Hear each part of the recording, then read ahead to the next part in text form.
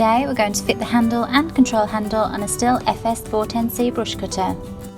The handle has a simple twist and lock mechanism fitted, as you can see. To start, fit the handle onto the bottom of the body of the machine. Once in place, twist the lock to secure it.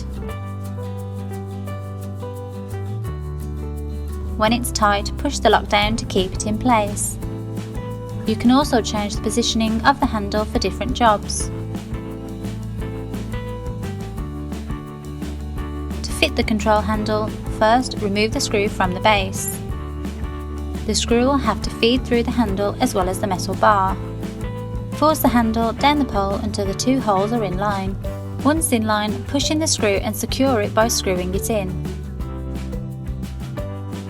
That's how you fit a handle and control handle on a Stihl FS410C. All the parts and tools needed for this task are listed in the description below. Please like, share and subscribe if you found this video helpful.